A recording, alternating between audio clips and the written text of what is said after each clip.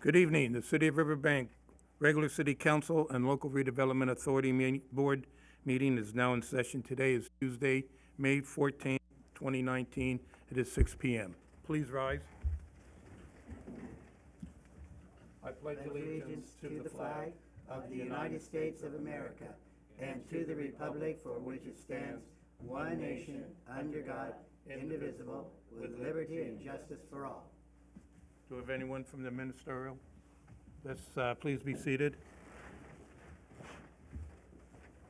Roll call, please. Council Authority Member District 1, Luis Uribe. Here. Council Authority Member District 2, Cindy Fossey. Here. Council Authority Member District 3, Cal Campbell. Here. Vice Mayor Chair Darlene Barber Martinez. Here. Mayor Chair Richard D. O'Brien. Here. There will be no changes to the agenda tonight. Any council or authority member or staff who has a direct conflict of interest on any scheduled agenda item to be considered is to declare their conflict at this time. I have a conflict with item, one on the chair, 6.1.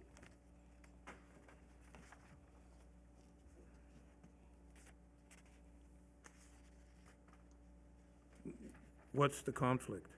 The conflict is that I have a personal relationship with the father. He's visited my house and he's spoken with me about this matter several times, so I don't feel comfortable, in Okay, voting on it. that's fine. Thank you. Item 1, presentations. Proclamation for National Bike Month, May 2019. You want to come on up?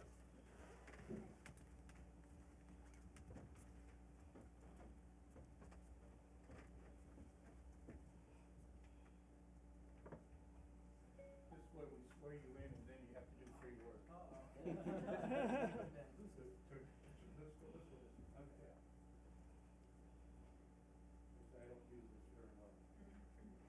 All right, the City of Riverbank Proclamation, National Bike Month, May 2019.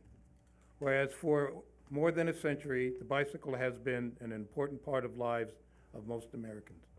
And whereas the month of May has been designated as National Bike Month by national, state, and local governments in order to promote greater public awareness of bicycle operation and safety education in an effort to reduce injuries, accidents, and fatalities. Whereas today's millions of Americans engage in bicycling as an environmental sound form of transportation, an excellent form of fitness, and improves quality family recreation. Whereas the City of Riverbank encourages the increased use of the bicycle, benefiting the citizens by improving air quality, reducing traffic congestion and noise, decreasing the use of and dependence upon finite energy sources, and fostering exercise. Whereas the education of cyclists and motorists as to the proper and safe operations of bicycles is important to ensure the safety and comfort of all users. Now therefore let it be resolved, the City Council of the City of Riverbank does hereby recognize the month of May 2019 as National Bike Month and the week of May 13th through the 19th, 2019 as Bike to Work Week, and urges all road users to share the road safely with a bicycle. Signed today, this date, by my hand. There you go. Thank you. You want to say something about National Bike Month? Sure. I've got a few words prepared. Thank you, Mayor O'Brien and members of the City Council. Thank you for having me here and for drafting this proclamation. It's kind of hard to beat those words, so I won't try, but I will say other words. So I'm Chris Jasper. I'm with the Stanislaus Council of Governments, or StanCog, and I'm here on behalf of DIBS, which is our Regional Transportation Demand Management Program, and is responsible for holding the Bike to Work Month activities throughout the month of May. So they do raffles, bike education activities, bike rodeos. They go to schools, and they host events in local areas. So I was at one in Newman this morning. So we are celebrating National Bike Month today. It was began in 1956 as part of an effort to encourage folks to use bikes as a primary mode of transportation, and this month, we're encouraging folks to, if nothing else, just give it a try. See how it feels.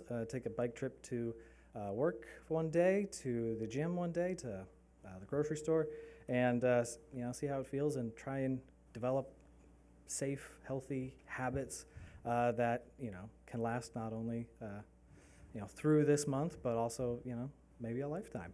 The benefits of bicycling are pretty well stated.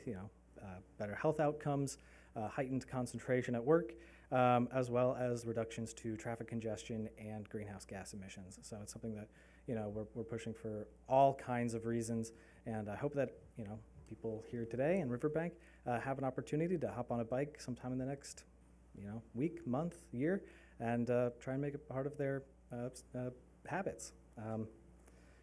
I'm also speaking on behalf of DIBS, who does have a contest going. If you log bikes with DIBS on the dibsmyway.com, you will be eligible to receive several prizes, including a foldable bike, a year's worth of LaCroix.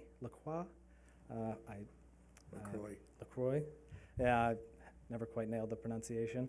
But a lot of cool stuff that they're offering if you even submit just one logged trip on a bike. So I encourage everyone to give it a shot and try it out. And that sort of concludes my comments. I appreciate the opportunity to speak, and thank you for having me. Thank you. Any comments from the council? Thank you very much. Thank you. When did you come on board? 9 months ago. 9 months ago? Okay. I haven't worked with you. Yeah, it's been a fast 9 months. Okay. Thank you. Thank you. Item 2, public comment. No action can be taken. At this time, members of the public may comment on any item not appearing on the agenda and within the subject matter jurisdiction of the City Council LRA Board. Individual comments will be limited to a maximum of 5 minutes per person, and each person may speak once during this time. Time cannot be yielded to another person. Under state law, matters presented during the public comment period cannot be discussed or acted upon. For record purposes, state your name and city of residence. Please make your comments directly to the City Council LRA Board. Do we have any public comment tonight? Ms. Vicky.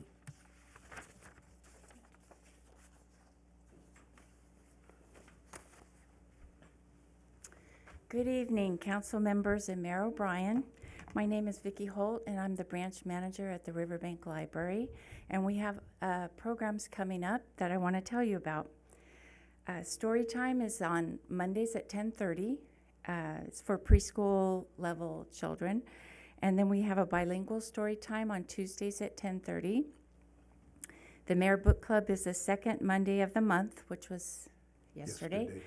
And you can find Mayor O'Brien on Instagram if you look at our Stanislaus County Library Did my page. daughter put you up to that?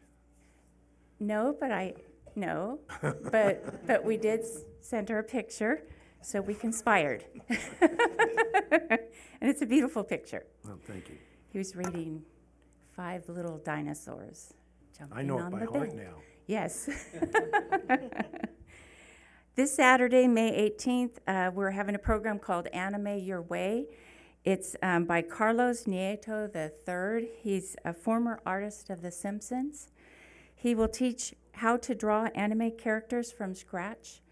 It's at 2 o'clock, and it's open to all ages and drawing levels. We're thankful for the Friends of the Library for providing this program. We're planning another rock painting session on Tuesday, which is next Tuesday, May 21st at 3:30. Rocks and paint are provided. Rock painting is always the funnest thing possible. Everybody always loves it, no matter what age they are. So come on down to the library and enjoy it. Summer reading starts May 21st this year. It's a great way to encourage reading throughout the summer break. Kids will get reading logs so they can track their reading and win prizes throughout the summer. Teens and adults can also participate and be put into a drawing for gift cards. The book club is reading The Book Thief by Marcus Zuzak. The discussion for this book is on Wednesday. It's normally on Tuesday, but this month it's Wednesday, May 29th at 4 p.m. The Teen Book Club meets Friday the 31st, May 31st at 3:30. They're discussing Bucking the Sarge by Christopher Paul Curtis. Light refreshments are provided by the Friends of the Riverbank Library. And every month we have an art lab. It tends to be on the day of the city council. So we did have an art lab today, and they learned how to make stamps, their own stamps. So I'm going to tell you about June, because if I come on the 11th, it will already be over. So they're making flip book animation on June 11th. So that's at 3:30. So every month we have an art lab. So all programs at the library are free to the public, and it's because of the 1/8 of a cent sales tax that these library services are available. Please stop by. You're always welcome, and thank you for your time. Vicki, do you remember who won the reading last year It was a little boy. from Riverbank? Yes, that's right. You're Yes. right. Yes, we So had. maybe we can have some more Riverbank Yes, students yes. get up there. Right. That was really exciting. That's a big deal to have the overall winner from your town. So Yes, that it was is. exciting. But I feel bad because I don't remember his name. Wasn't it I'll have to Connor? look back at my notes. Yeah, he's a sweet little guy. Yes, he is. Yeah. Okay, Okay, thank you. thank you. All right.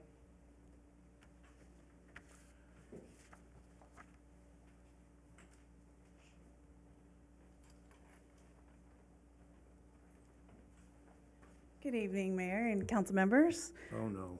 I'm Leanne Jones-Cruz, and I just have two quick comments tonight.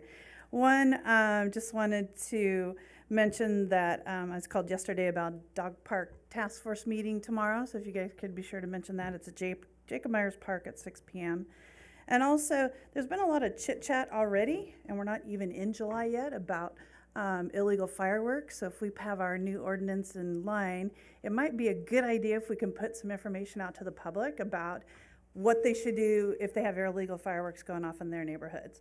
Like maybe post the non-emergency number on the website, maybe on some social media sites to those neighborhoods, and maybe the city's Facebook sites too. Might be just a suggestion for that. Thank you. Thank you. Any other further public comment? Seeing none, we move on to the consent calendar consisting of 3A waived readings, 3B approval of March 19, 2019 special city council minutes. Item 3B1, approval of March 26, 2019 city council and local redevelopment authority minutes. Item 3B2, approval of April 9, 2019 special city council minutes. Item 3C, out-of-state travel request for Mayor Richard O'Brien to attend the U.S. Conference of Mayors 2019 annual meeting in Honolulu, Hawaii. Item 3D, acceptance of the wastewater treatment plant Pond 9 levee project and authorization to file a notice of completion. Item 3E, a resolution to conditionally award bid for Riverbank Industrial Complex dock leveler project to Riverbank Construction, Inc., and authorize the city manager to exercise future change. Is there any item needed to be pulled? Any items want to be discussed by the public? Seeing none, I bring it back to the council for consideration. I make a motion that we approve the consent calendar. I'll second it. To approve and a second on the consent calendar. Council Authority Member Uribe? Yes. Council Authority Member Fossey? Yes. Council Authority Member Campbell? Yes. Vice Mayor Chair Barbara Martinez? Yes. Mayor Chair Richard D. O'Brien. Yes. Item 4, unfinished business. A resolution authorizing the city of Riverbank to join the Stanislaus Urban County for the purpose of receiving entitlement funding from the Department of Housing and Urban Development, HUD, and to authorize the city manager to execute the agreement and any related documents. Thank you, Mayor, and good evening, Council. So this is a second time up to Council of an item that we discussed last meeting. We workshopped.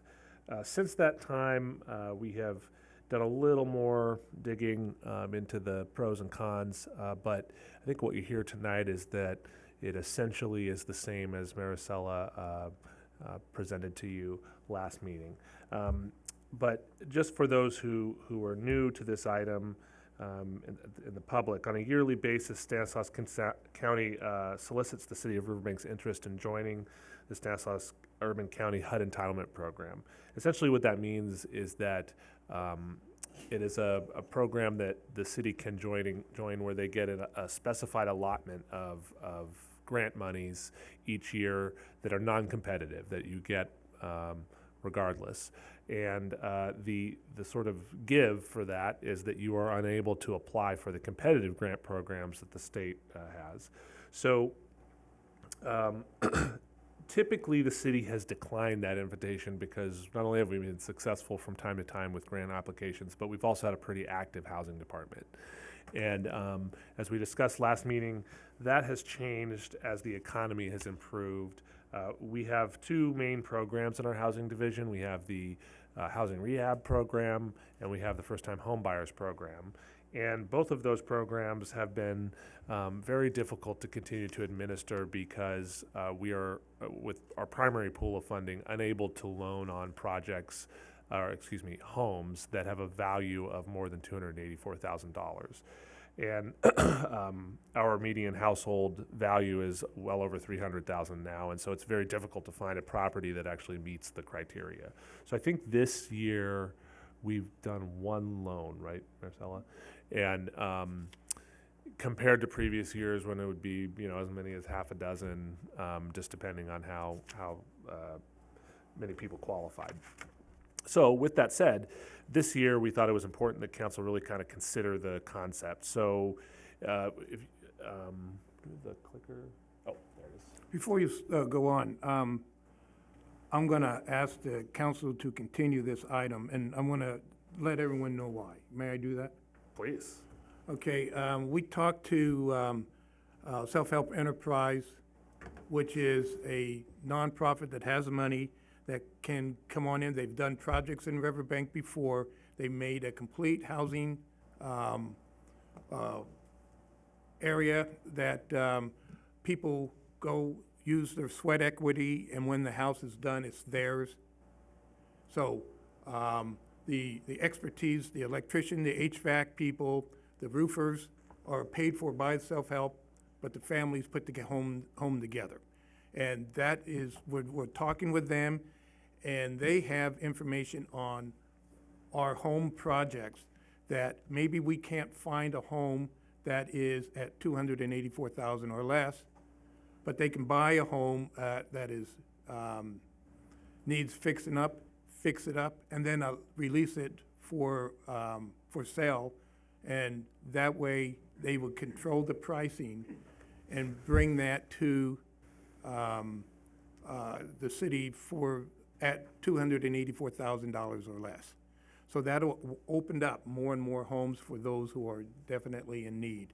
They're also the group that will be looking at affordable housing in apartments and helping us with a construction or renovation of a host house type of facility. The host house is in Patterson right now. And what they do, they will take people off the streets who are homeless and put them through a program. And what they do is that if they have people who have used drugs, what they'll do is they'll go to the pushers and say, you can't sell drugs here or we're coming after you. They're very effective, and it has been working out quite well in Patterson. And in our programs that we've seen a reduction of contact with pushers on the marijuana, but not on the hard drugs. So if this is a two-pronged attack, that will work out. So what we need to do is find out how we can use our home funding, and if they're capable of managing it for us, it'll do two things: relieve Maricela of a headache and start opening up homes that we can offer to the public. So we need to get that information back to the council by next meeting, or we don't join Stanislaus County, we remain. So Marisol's already kind of reached out to not only some local contacts she has, but we're in the process of contacting the state to get a ruling. To add to what the mayor said, the city has a large balance in the home program. We have $1 million that are essentially unable to be used at this time. So the question we're asking the folks that make those decisions as a state is, can we remove that money from the first-time home buyers rehab program and reallocate at least some of it to a program that would be able to fund this, exactly what the mayor just mentioned, a host house or some other transitional housing kind of project. And we think that is an acceptable use of the funds, and so one of the things we'll be working on between now and when this gets back to you at the next meeting is some sort of at least clear answer from them as to whether or not that's possible.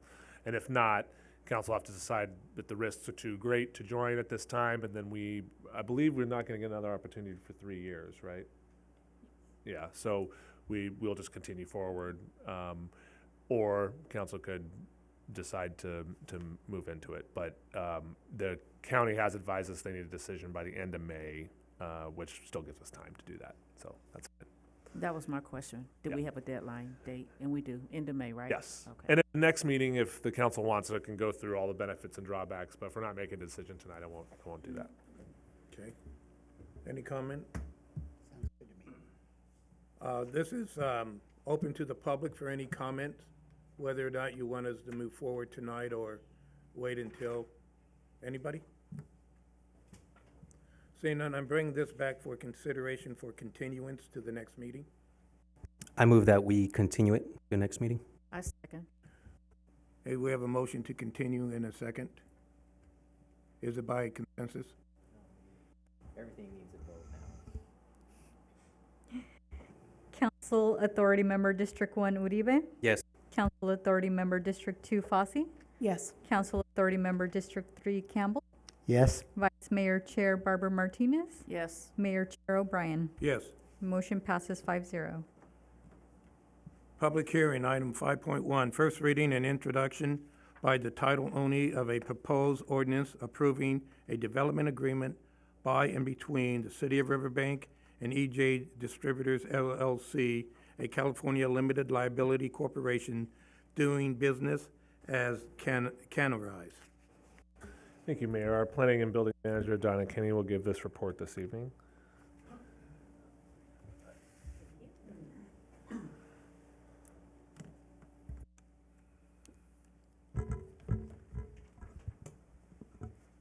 Good evening, council and our audience. As stated, this is a development agreement between the city and the applicant. The conditional use permit was already heard by the Planning Commission, and they approved the use permit and recommend approval of the development agreement by you. Whoops. Go, next.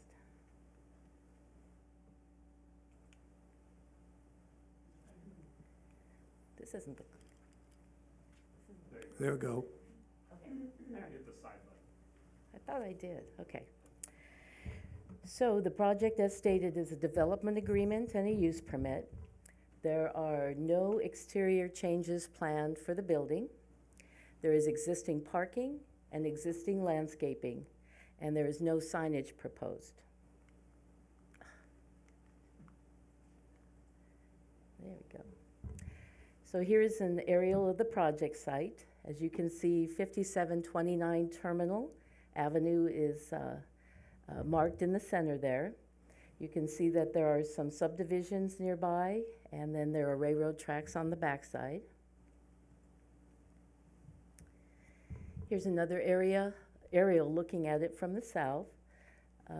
You can see that the building does have currently a fence in it. The property is actually divided in two pieces, and the landlord will retain control of the lower piece where he has some equipment and some personal items stored. But the project itself is the large white building and the fenced area and parking and landscaping with it. Come on.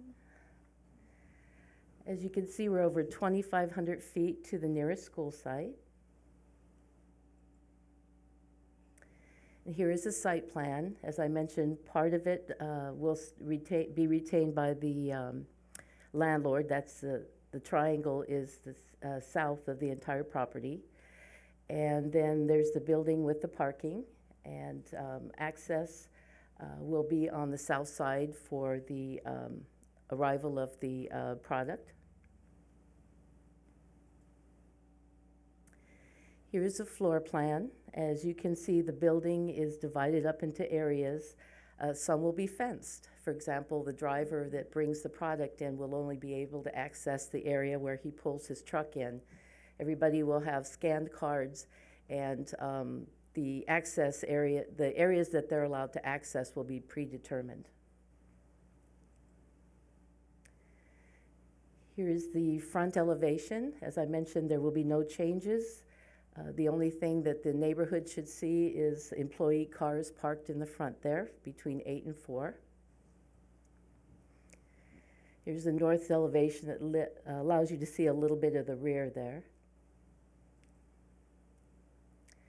So what is the process? The product will arrive, I'm told about 4 or 5 Sprinter vans a week. It is tested by a third-party laboratory. Then they must wait. Once the state approves the test results, and they'll look for things like mold, THC content, and the like. Once the test results are approved, then a label is created with that information on it. Then the labels will be sent to the state for the state to review and approve. And once that is accomplished, then the product can be packaged with those labels on it and distributed wholesale. As far as the DA goes, the term is 5 years, and there is a public benefit fee like we do charge the dispensaries that we currently have. So year 1, it would be $6,000 per month, or 4% of their gross receipts. Year 2, $10,000 or 5%. And after that, $15,000 or 5%. Now, there was a little bit in the staff report that kind of seemed unclear, so I'd like to clarify that these fees are per month, but they will be paid quarterly. So the first quarter, they aren't going to owe anything. Then the second quarter, they'll owe the first 3 months. And so they'll just be a quarter behind, but these are monthly costs. So year 1, the first quarter that they do pay, if it's the flat fee, it will be the $18,000, not a $6,000 payment. So the Planning Commission, when they recommended approval of the DA to you, found that it was consistent with the general plan. It will not be detrimental to our citizens or the city. It will not affect orderly development or property values. It is consistent with the government code that regulates development agreements, and it does contain the legal description of the property. As far as the conditional use permit goes, it does regulate the business to ensure that it will be wholesale to wholesale. There will not be a retail storefront. That's absolutely prohibited. It will regulate hours of construction, but there will be very little construction. There will be some inside, configuring the inside the way that they want it, and we'll control those hours so there's no construction noise to affect the neighbors. We'll also control exterior lighting conditions, so there's no glare to the neighborhood. All the lighting should be focused down into areas that need to be secured. There is a hold harmless in there. And then I just wanted to note again, there are no plans for signage. So any development agreement and use permit should be consistent with the principle of our city should be safe and healthy for our residents. So far, in our slightly over a year experience with the dispensaries, some statistics that I've gotten from the chief have shown that crime has actually gone down in those areas. Could be attributed to guards and cameras. We don't really know the reason, but crime has been shown to go down in those areas.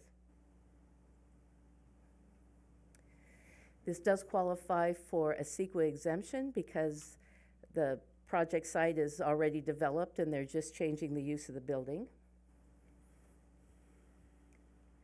And this slide shouldn't have been in there. I meant to take it out. There we go. So the recommendation, whoops, went a little too far here.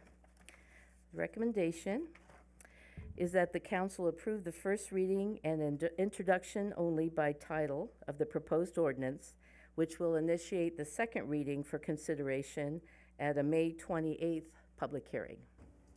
And Donna, it would be with that recommended edit in your slide with regard to the payment schedule, so that to clear up that it's a monthly amount to be paid quarterly. Correct? Correct, Yeah. correct. Yes, we do.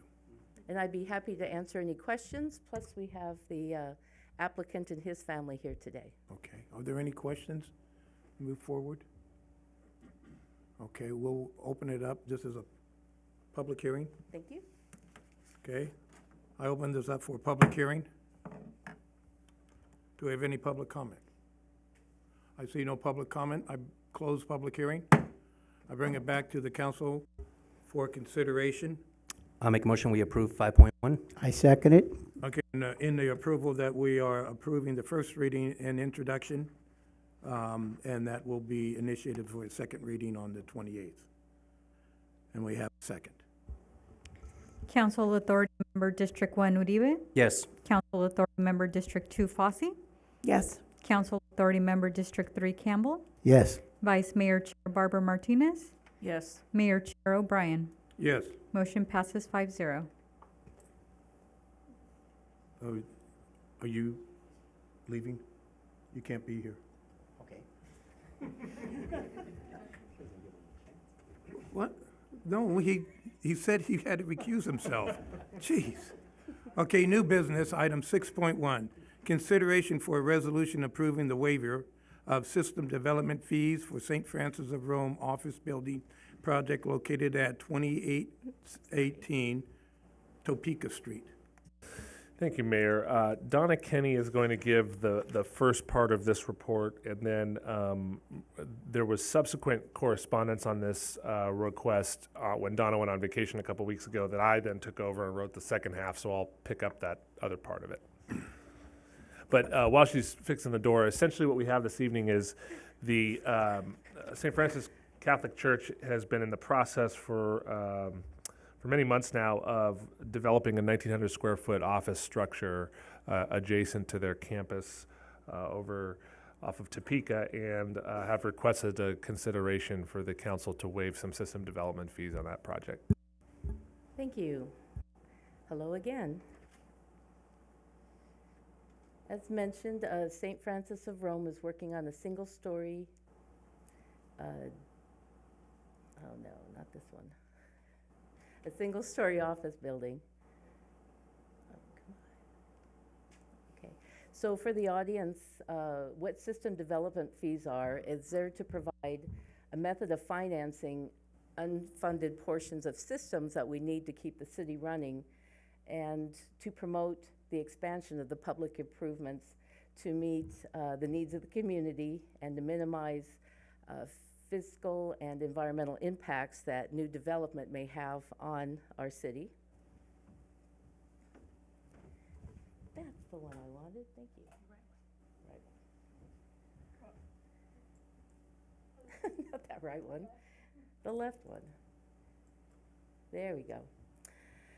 They also ensure the continuation of necessary services in the city and establish kind of an equitable method that minimizes the public facility and service costs to the city that are associated with new development.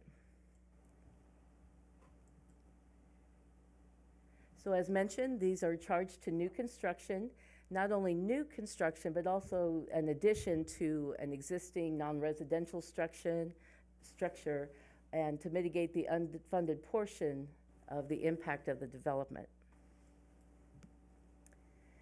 So these are the estimated fees for St. Francis of Rome. You see we have the streets and public works, water, wastewater, storm drain, the police and government fee, no parks and rec, and then a 5% administrative fee for a total of a little over $28,000. And this is based on a 1,920 square foot building. So the request is to waive all the system development fees that total the $28,000, and St. Francis of Rome would continue to pay all the other Riverbank fees, such as plan check fees, permit fees, and inspection fees. And they also need to pay their county fees, fire district fees, and the school fees. Those are owed to outside agencies, and we don't have any control over them, but St. Francis of Rome can approach the county, can approach fire to get these fees waived or deferred. In most instances, they do defer them.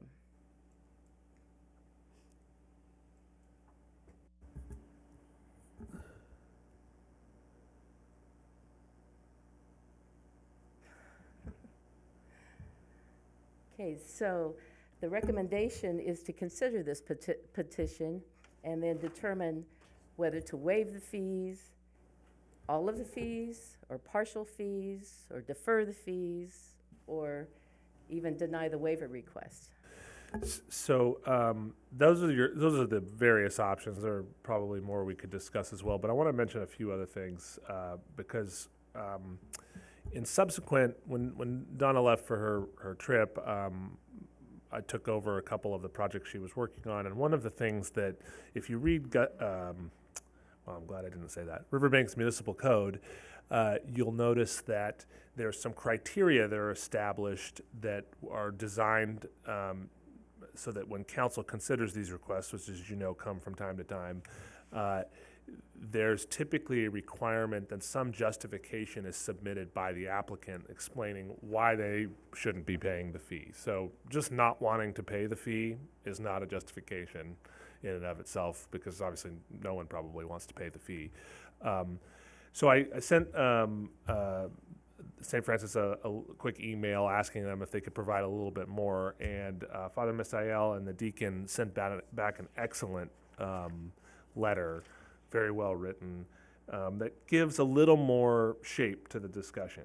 So what they've said is that this office building is essentially to manage what they don't have enough office space in their current configuration. They have a number of staff that work in a very small office right when you walk in the front of the administration building, and then the priests and the deacon all sort of kind of don't really have set offices, and this is really designed to just get them to a place where they at least have room to place their staff and themselves. And so the reason why that's important from their perspective is that they don't see it as an increase in operational size. They see it as sort of growth to fit what they already do, just in a very small space now. They do not anticipate hiring more staff as a result of this structure. They don't anticipate expanding services or programs, as far as I understand, as a function of this structure, and or necessarily a growth in congregation at just direct result of this structure. So their argument was primarily that the building is really to sort of get them up to where they should be, and so therefore won't have as many impacts into the system as maybe a brand new structure that was for expansion. So they also note that they believe that the impacts on the core services like water, sewer, traffic, and storm would be minimal and non-existent in some cases due to the fact that the building is being built to accommodate existing needs and not expanded uses. So with all of that said, the analysis that we're sort of required to perform here is that argument sufficient from a council perspective to either to waive, which is the actual request, fees? That finding would essentially need to be that the council doesn't believe there will be any impacts, in each one of these subcategories as a result of this building. from a practical perspective, I mean, they will be connecting into sewer, they will be connecting into water, their stormwater will be going into the system. So there is some impact. It is agreed that it is more minor than maybe, you know, a brand new commercial building. And then the other component is that the council must make this decision with the understanding that this is the argument that's being made today about the operation of this building, but is that going to be the case in 10 years or 15 years?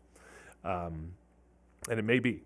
And so from a staff perspective, we are required to at least state that there have been other faith-based organizations that have built projects that have paid system development fees. In fact, fairly recently. I talked to the deacon this afternoon about that very issue, and he asked, well, did they know they could have requested to have them waived? And I said, I don't know the answer to that. Probably not. I'm sure they would have asked if they did. So from a staff perspective, this is truly a council decision. What we would say is that if the discussion heads in a direction where maybe there's some uncomfortability in waiving fees, there are other options. We do defer fees commonly to building occupancy, so it gives plenty of time for someone to come up with that. Or we certainly could set up some sort of payment plan over a longer period of time so that it was manageable for the church, because it certainly is in the city and the community's interest to see them build this structure. It's an important organization of our community. So that's really all we have to add to it. It's a council decision and a council finding that needs to be made. In the past, we have waived or modified the system development fees. Thunderbolt, for example, built a new and a expanded warehouse, and we stated that water and sewer were the ones that we would not waive. I think we reduced, but everything else that we did reduce or eliminate. And that is a for-profit. The Galaxy Theater had all their, most of their fees waived, and they're a for-profit, and therefore a very profitable profit. And although Father Misael works for a profit, but it's not in a profit. What we have done in buildings, like the IMAX was waived because they were on a hardscape already. They did not increase any stormwater runoff. And I believe that this is currently being proposed on a hardscape. It currently has hardscape, but the one difference is it also has a dry well that would accommodate the stormwater from that site. And the city does not allow dry wells. So this will have to be eliminated, and they will have to do some stormwater into our system. Okay, that's okay. But there is also landscaping now that wasn't on this parcel before, and that will accommodate some of the stormwater. All right. There won't be any increase in personnel, at least initially, but there will be sewer and water connections, which will require some type of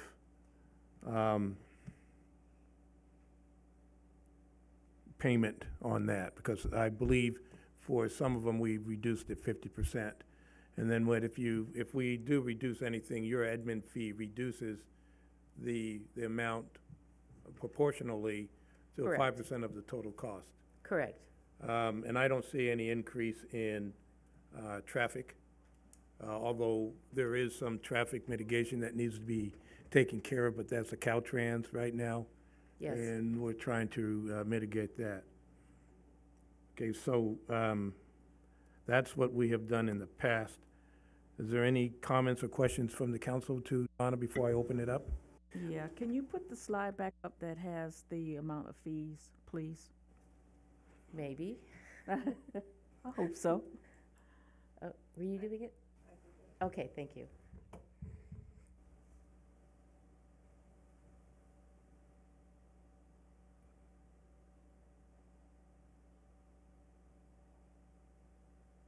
Thank you. I'm not in agreement with waiving all of the fees, because I do feel that, there will be some minimal impact of, some of the fees that we don't have control of.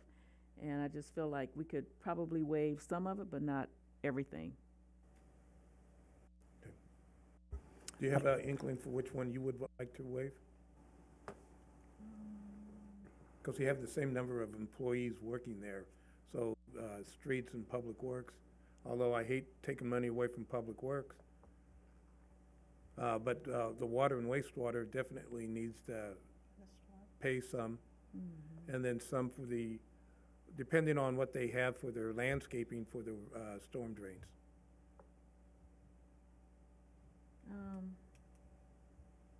I don't know, maybe just half of the streets and public works, or maybe a percentage or something, Okay, a percentage of it. all right. I'll make a comment.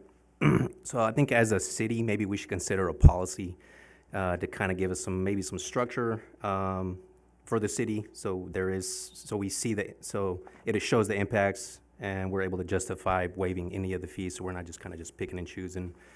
Maybe that's something for the council to kind of consider. Me, I'm leaning towards maybe deferring or payment plans. Okay, what we've always done in the past is what is the impact of a new or expanded building if you have no additional personnel? What is that gonna cause? And then if they can mitigate a lot of their stormwater situations, that can be mitigated or reduced just to, did we just not do that with somebody else? The latest one was Dollar General, That was the and that was first thing. storm. And we gave them a related. portion of the, Right, because they were managing almost all of their stormwater on site. That was their justification. They okay, had their own. but they had it reduced. Yeah. Yes, it w- 20,000, I believe. Yes, correct. So, I mean, there is a justification here. I mean, certainly. The question is, what, and this is why these requests are difficult, and I think Councilman Uribe touches on a good point, that they're going to be fairly common because these are big numbers for people trying to get projects done. And so at some point in the future, there should be a discussion on a more, some parameters that are a little more clear, because our code is very loose on this. It's essentially ask the question, I review it, and the council makes a decision on it. It doesn't give you a lot of direction. So what we could do if it sounds like the main discussion, Mayor, that you mentioned in the beginning was storm drain and streets. On the storm drain component, we certainly could look at the amount of the site that's going to be landscaped and have the applicant's architect run some numbers for us on what we think that's going to do in terms of water capture, and then we could reduce it proportionately. You know, let's say it takes 50% of the runoff. Well, 50% is not going in the system, so you can. Right, no, I understand that. The dry well that they're gonna build over the top of it? Correct. What are the impacts for streets and public works? Why does it come up to a $10,000 number? It's a per square foot Yes. fee, so it's basically the way it works is in our fee study, we just calculate what the assumed trips, vehicle trips are going to be for every square foot of building that occurs in town, and then they assign a number to build the projects we need to do. As a matter of fact, some of these, Kathleen's not here tonight because she's away, but what she would tell you is that a portion of these fees will likely or would likely go to some of the calendar improvements that eventually will get funded. But St. Francis is already on the hook for gutters and sidewalks. There's a deferred agreement for that too, yeah, and luckily there's other funds now that have come up since that was, set, like Measure L, that can jump in and help pay for that. Anyway, hopefully that answers your question. Well, would it be logical somewhat to say that since they're not really changing the amount of people that come in and out, waiving the streets, public works, keeping water, wastewater, modifying storm drain, after you talk with the architect, keep the police and government and make that total, and then looking at that, asking if they are able to afford that or waiving those fees. Or Is that defer a- it. Or defer them. I'm sorry, I didn't mean waiver, I meant defer, thank you. Is that something that would be logical to look at? That's what we are here tonight to do. You are the judges of logic tonight. Well, that's my proposal, is we waive the streets public works, we keep the water, wastewater, police, and we determine the storm drain once we talk with the architect and determine the amount of runoff that they will have, and then defer those fees. If they can pay them sooner, then they can pay them, but defer them to the end of the project. Well, there is one justification in keeping at least part of the streets and public works, because the actual building itself is displacing over a dozen parking spaces that they currently use on Sundays. So this will, on Sundays anyway, cause parking to be added to our streets. But what if they have a 7 o'clock mass that they got rid of? That would help out. Oh, hi, Father. I'm sorry. Have they determined an alternate parking? Do you have alternate parking for what this is taking over? Well, they are in the downtown specific plan, which does allow some of the parking to be accommodated on the streets. But also, once Calendar Ave is completed, there will be no parking there that they currently use in that space. But when we do the crosswalk, They then- can park on the other well, side. they won't need to drive because they can walk. Gosh, we have Good this all solution. mapped out. And Mayor, just another point, because it may make things a little bit easier from Mayor Sullivan, my perspective, the 5% administrative fee is not, if council were to waive that, that's not an easy one to eliminate right away, because that's just the cost of us processing, and this is a fairly small project, so that's minor in the grand scheme of it. Although I will say that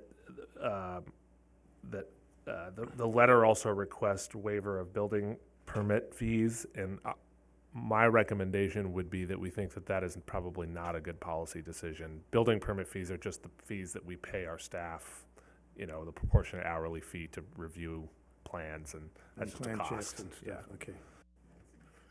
Okay, let's open this up for public comment. Anyone from the public wishing to make a comment? I see no public comment. I'm bringing this back. Oh, my goodness. Yes, I do, and please don't joke about it.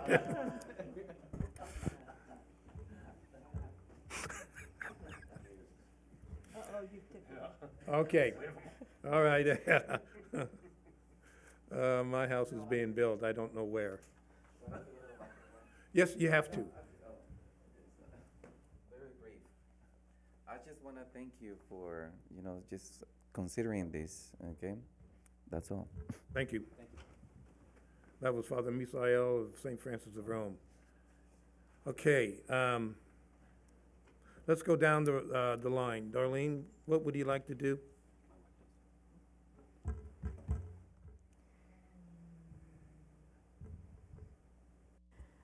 I think we can do a deferment plan of the water, wastewater, storm drain, probably police, and the administrative, probably the administrative fee, I think we can eliminate that. And then the streets and public works, I'd like to do some kind of a percentage of that rather than the whole amount. What percent? You got from 1 to 100? 50%. 50% on that.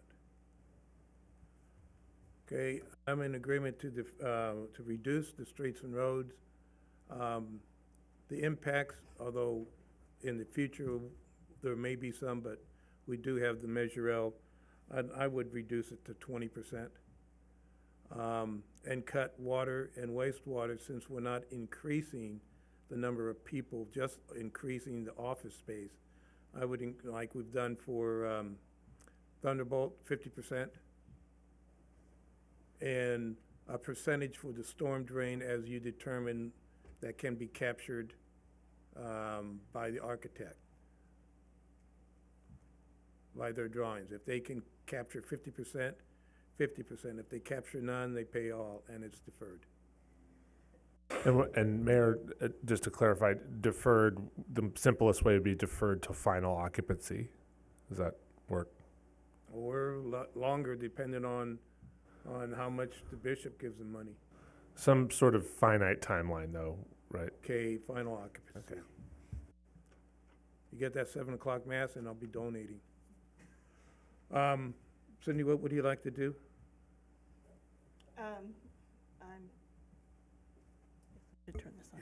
I'm 50% streets, keep water and wastewater and storm drain adjusted to what the architect says, and waive the administrative, and then keep the police. That's my suggestion. Okay, so water, wastewater, the 100%? Yes. Okay. Luis? I am going to agree with Cindy on that one. 100% water, wastewater? Yes. What did you say, 50% for streets? Yes. Okay. Waive the administrative fees. And then the percentage of storm? Based on what runoff. Okay. Right, that's what, right now, 2 of the members want. And you are in agreement with that? I'm okay with it. Okay. So we have a motion to defer to final occupancy, the wastewater, water, and a percentage of the storm as determined by the occupant, as the architect. Well, how much, and 50% of the streets and public works fees, no administrative fees, and the police stays the same. And how are the police determined? Is that by the percentage of cost? It's the same thing. It's a square foot allotment. Okay. Yep. And do we have a second on that? I second. Okay, we have a first and a second on the modifications to it. You want me to read them again, or do you have them? Was the first by you, Mayor, just to make sure I'm clear? Sure, I'll first it.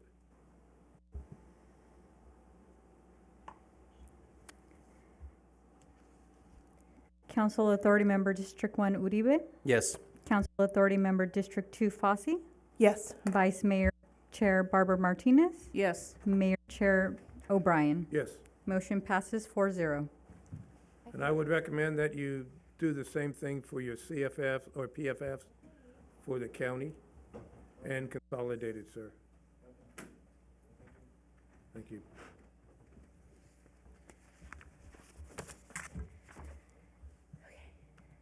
One more. Okay. Father said you're going to hell. Another one? That's nothing new. Thank you, sir. Item 6.2, 2018 General Plan and Housing Element Annual Progress Report. A resolution adopting the 2018 General Plan and Housing Element Annual Report, Progress Reports, APRs, as well as authorizing staff to submit said reports to the California Office of Planning and Research and California Department of Housing and Community Development. Thank you, Mayor. I suspect that Donna will give this report as well. Hello again. I think I got this clicker figured out, though. Okay, so yes, this is an annual report that planning has to file with the state every year. Come on. You're stuck on the bottom. I'm stuck on the bottom. Ah, oh, look, I can roll. Oh, I got to go back. Excuse me. All right. Got it. Didn't know this rolly thing worked. Okay. There we go. Okay, so there is a section of the government code that requires that we provide the progress for the housing need, for the regional housing need allocation, and for the general plan and housing element programs. And this helps us ensure grant money. Oh, wrong way. There we go. All right. So the regional housing needs allocation, the RHNA numbers, are something that we look at every year, but city isn't really in the house building business. We can try to encourage the developers to come in, but these numbers are based on what the state wants to see and what the developers will do for us. So we stayed at 10% of the very low income goal. We met 14% of the low income goal, where last year we met 18%, and that had to do with some of the apartments at Riverbank, Riverbank Central Homes. And then again, we met 0 of the moderate income goal and 20% of the above moderate income goal, where last year we had 12%, and that's due to Diamond Bar West Estates. So we did 40 building permits this year in 2018, where in 2017 we only did 13.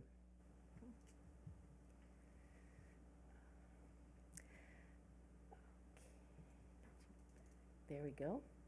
Okay, so some of the highlights in the general plan was Land Use 5, which zoning amendments should be undertaken to make sure that our municipal code and the general plan stay consistent, and they are.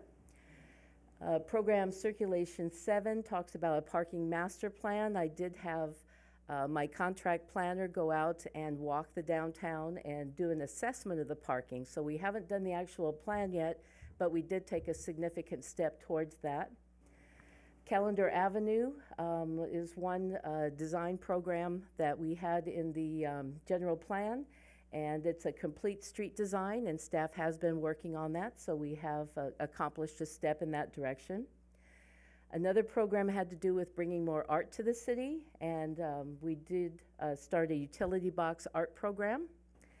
And then we are encouraged to do some economic development. And so one small program was the Where's Snoopy at Christmas time, to try to bring people downtown to do their shopping. With the housing element, program 1.1B had to do with the Crossroads West annexation, and so we are very close to accomplishing that this year. And then programs 1.2A and B talks about keeping a list of vacant and underutilized parcels available for developers, and we have been keeping that up to date on our opsites.com website. So we have 22 ongoing programs in the housing element, and 2 of them have been completed since 2016.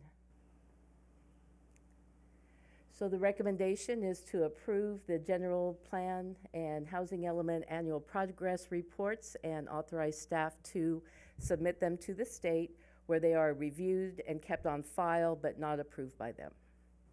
Thank you. Yes, they do. Housing, HCD does. So, okay, I have a couple of comments on your report of what you're submitting. Okay. And a couple of them, I can't read it right. I can't expand it. I'm not able to do that.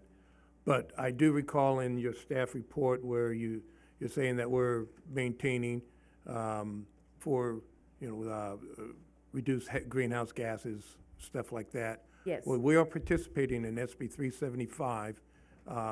We did SCS, VVS, which we need to capture that we are a participant and driving our goals towards those goals.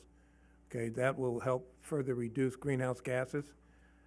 You may want to mention, or maybe it's in next year's report, about Ametis and the reduction of greenhouse gases through the 1.6 million tons of agricultural waste that would normally be burned to be converted into energy, and that sub-zero energy will be used in our vehicles, especially trucks.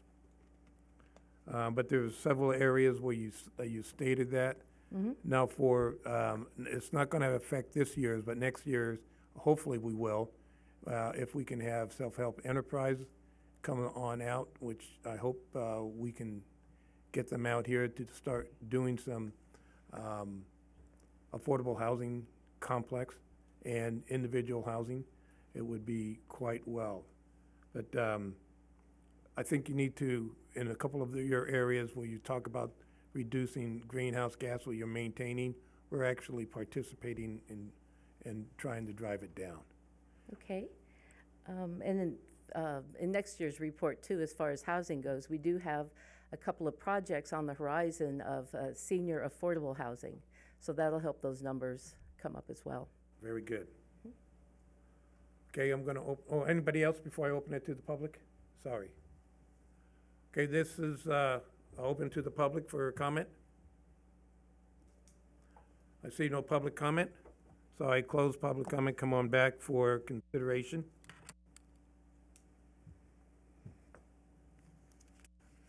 Anyone want to approve the city's 2018 general plan and housing element? I do a motion that we approve item 6.2. I'll second it. We have a motion to approve and a second on the housing element annual progress report. Council, second. oh, sorry. And a second. Council Authority Member District 1 Uribe. Yes. Council Authority Member District 2 Fossey. Yes. Council Authority Member District 3 Campbell. Yes. Vice Mayor Chair Barbara Martinez. Yes. Mayor Chair O'Brien. Yes, Motion passes 5-0. Thank you. thank you. And welcome back. Sean was complaining. Item 7, staff reports. Yes, thank you very much, Mayor. I'd just like to welcome back Donna and Maricela. Please never leave me again at the same time. I have one fun item I want to share with the community and council. Before that, though, Leanne Jones-Cruz mentioned something really important, which is fireworks. So, yes, just this last weekend, we started hearing some mortar shells go off in town. And we will push out some more. We've done some, but we'll push out some more information about what people do between basically now and the 3rd or 4th of July. If they hear those, where they call, you know, how, what to expect when they call, that kind of thing. But just a little update on the enforcement side of the actual 4th of July. What we've determined in working with the chief of police and code enforcement is we've kind of set up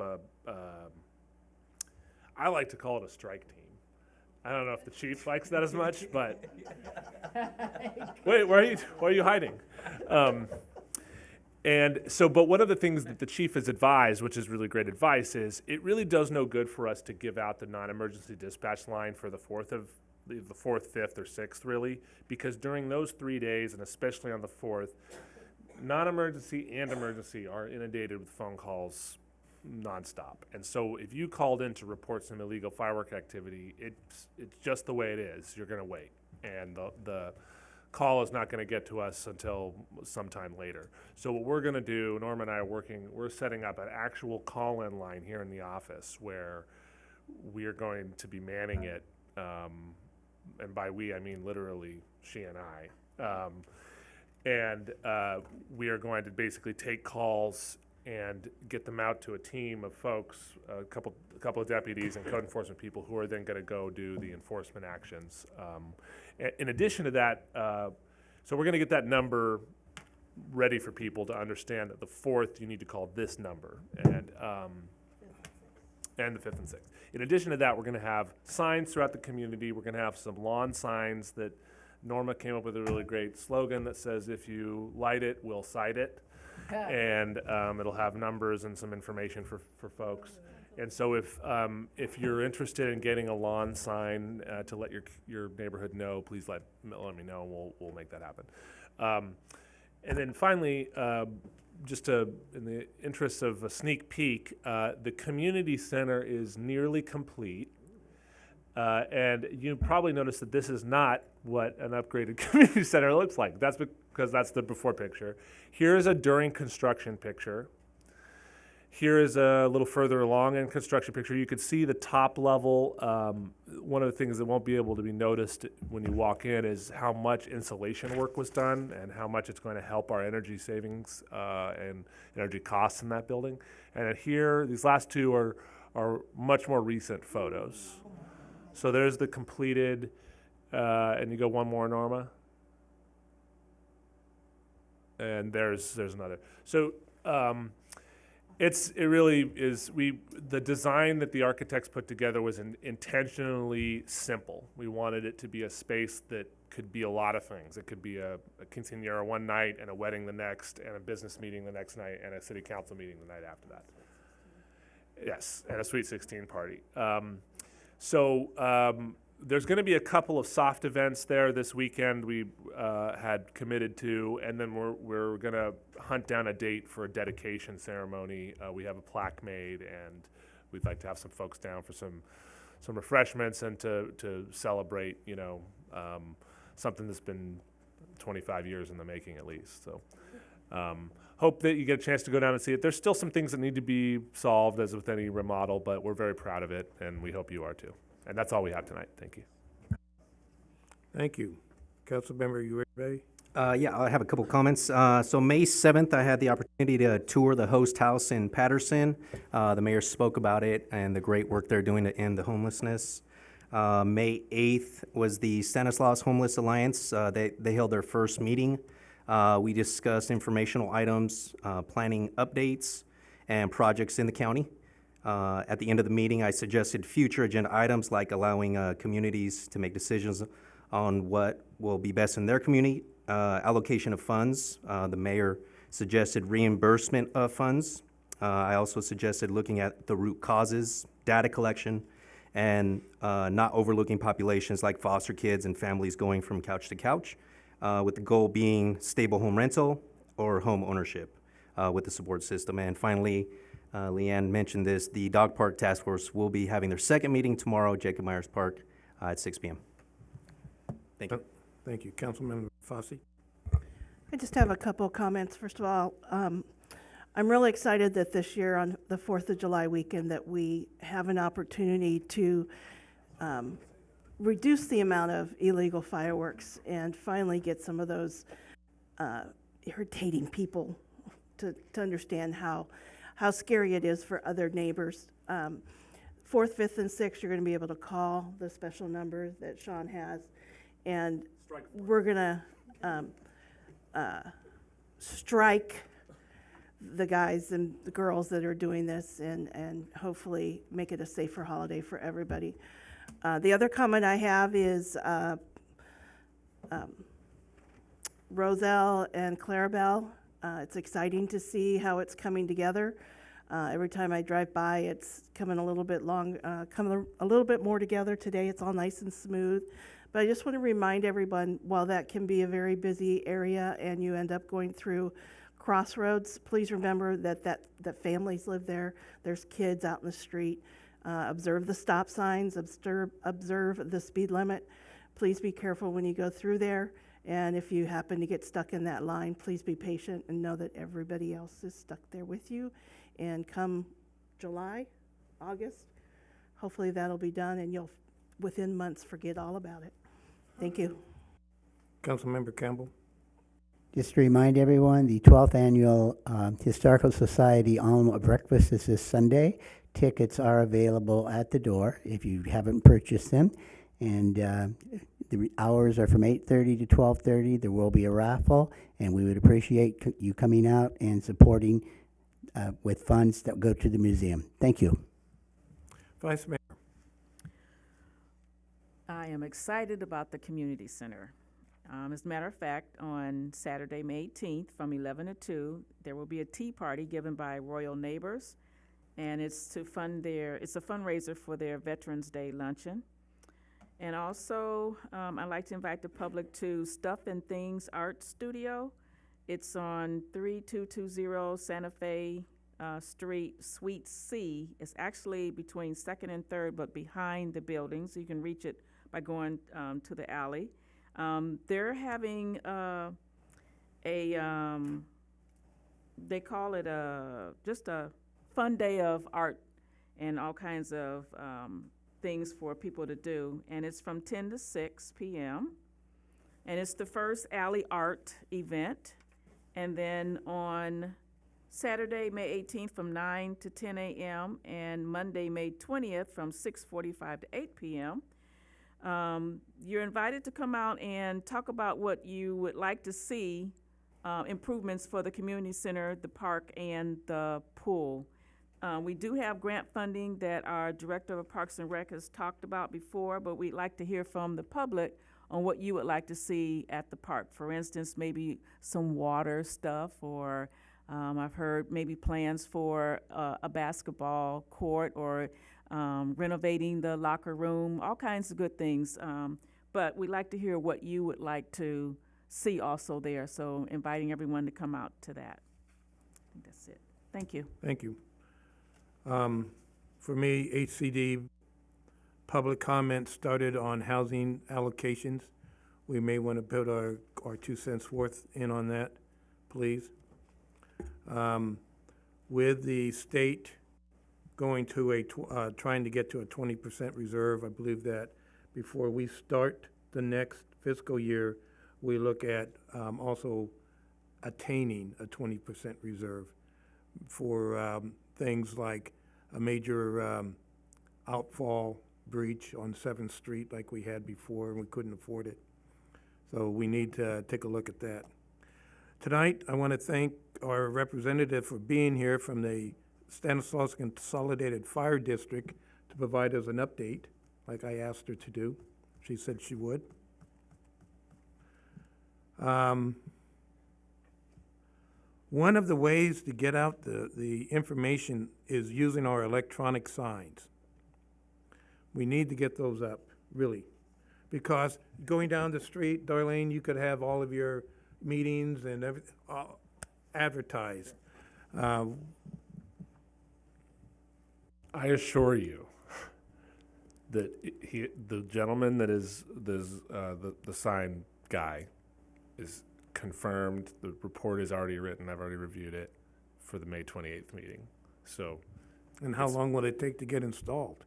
Well, it's it's a pole with electronic sign that's prefabricated, so not long. I want you all to understand too that this state government is going against not only the will of the people, but federal law.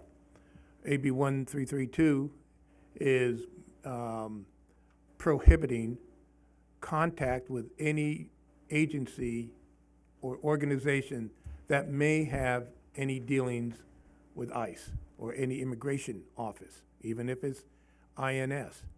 So for gang task force, if you use DEA or you use ATF or some of the FBI, you can't use them anymore because it will be illegal. And I don't understand how we do away with federal law, follow state law. Can I then turn around and say I don't want to follow state law and follow my own law? So be cautious of what's being passed up in the Sacramento area. It can be very detrimental, even though it has great intentions of protecting people. It doesn't protect like they believe it does. And Sean, on Roselle and Clarabelle, although it's 5 years past due, we're supposed to have 3 lanes per direction, one turning, one going straight, one turning right. It doesn't look like that's enough room. Southbound and northbound you're referring to, right? Oh. Just north and south?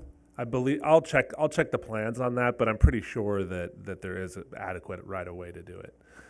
But okay, I'll check it. It just did not seem like enough for dedicated turn lanes on both sides. Yeah, okay. I'll check it. Please, before they get far enough, Yep. see if they can take some more and make it a little bit wider.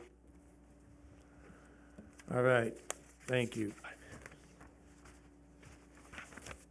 With that, we go to the closed session. Item 8.1, conference with real property negotiators pursuant to Government Code Section 54956.8, property 062-031-005 through 007. Agency negotiator Sean Scully, city manager. Property negotiator Amantis Inc. Item 8.2, conference with legal counsel, anticipated litigation, significant exposure to litigation pursuant to subdivision Bravo of Government Code 54956.9, two potential cases. At this time, any member of the public may comment for up to 5 minutes on the closed session items prior to us going to closed session. Is there any public comment? I see no public comment. We adjourn to closed session.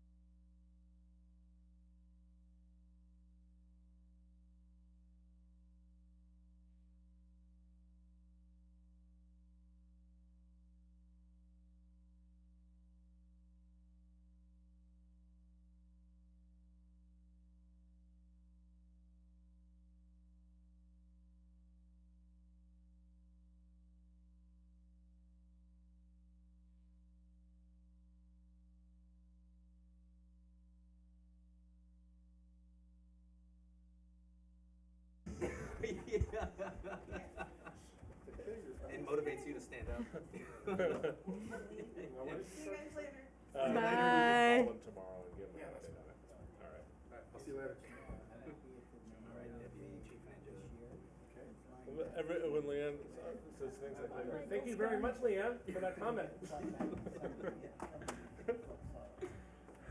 Any other ideas?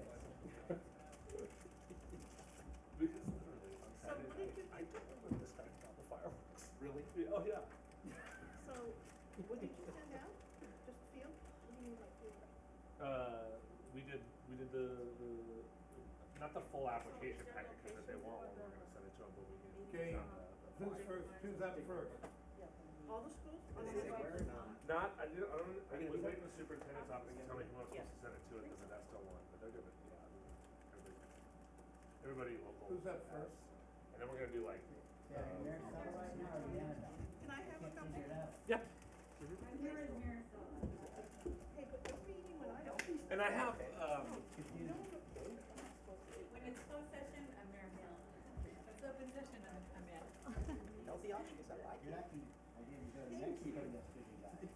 I was looking out for you. What's that? Oh, God, so.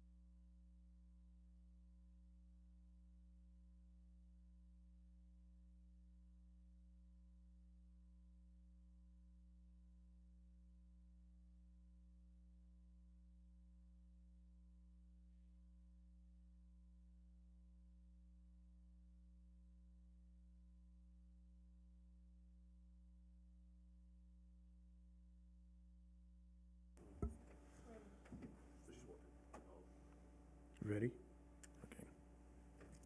Okay. The regular city council LRA board meeting for May 14th, 2019 is reconvened. Report from closed session, item 9.1. Report from closed session on item 8.1. Conference with real property negotiations, Ametis Inc. Direction has been provided to staff. Item 9.2. Report from closed session on item 8.2. Conference with legal counsel, anticipated litigation, 2 potential cases. Direction has been provided to staff. The next regular city council meeting will be May 28th at 6 p.m. This meeting is adjourned.